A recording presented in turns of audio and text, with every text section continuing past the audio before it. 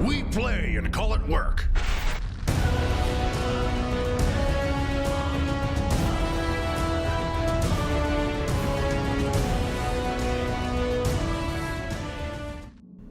Dreadnoughts of the Space Marines.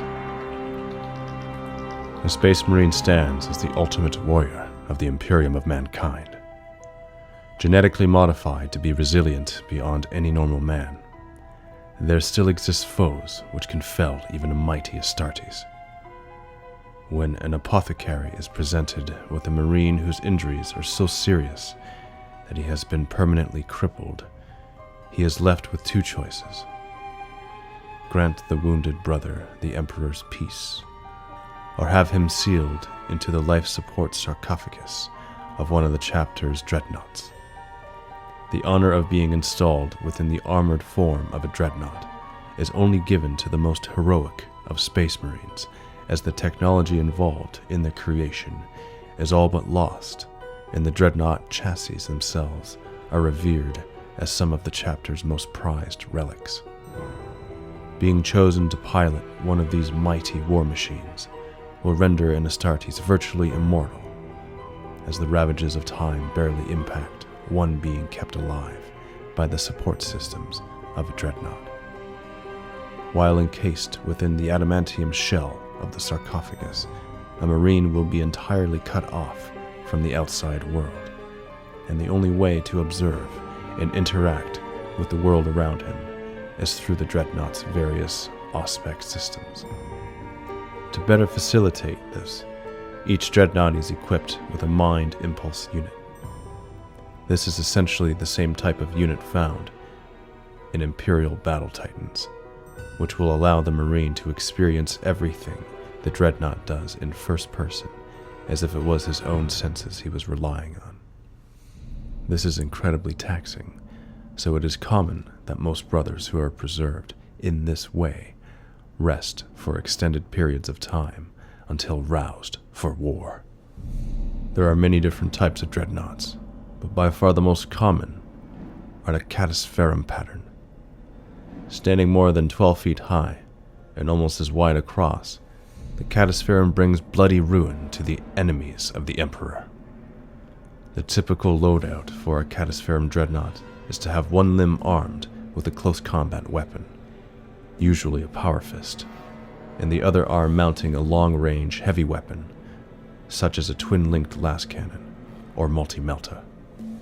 The massive strength of a Dreadnought allows it to wield these weapons as easily as the Astartes wields a bolter and chainsword. There are numerous variations of the standard Catapherum, such as the Hellfire pattern, which replaces the close combat weapon with a missile launcher, or the Siege pattern, armed with an assault drill and infernal cannon. Some Dreadnoughts are tailored more specifically to the rigors of close combat. The ironclad Dreadnought has reinforced frontal armor and assault grenade launchers to help it close with the enemy. When it gets there, its chain fist and seismic hammer will make short work of any enemies. Certain Space Marine chapters make use of their own specialized armaments for a Dreadnought, an example of which is the Furioso Dreadnought. Used exclusively by the Blood Angels, a Furioso Dreadnought engages the enemy in brutal, close combat, armed with either blood fists or blood talons. Sometimes when a brother of the Blood Angels is entombed inside a Dreadnought, he will fall to the Black Rage. A Furioso Dreadnought piloted by this maddened warrior will become nigh unstoppable on the battlefield, and it will take a Tech Marine substantial effort to claim him after the battle. The Contemptor pattern Dreadnought harkens back to the time of the Great Crusade. Although some chapters still have a few examples of the Contemptor pattern in their armories, they were a much more common sight on the battlefields before the Horus Heresy.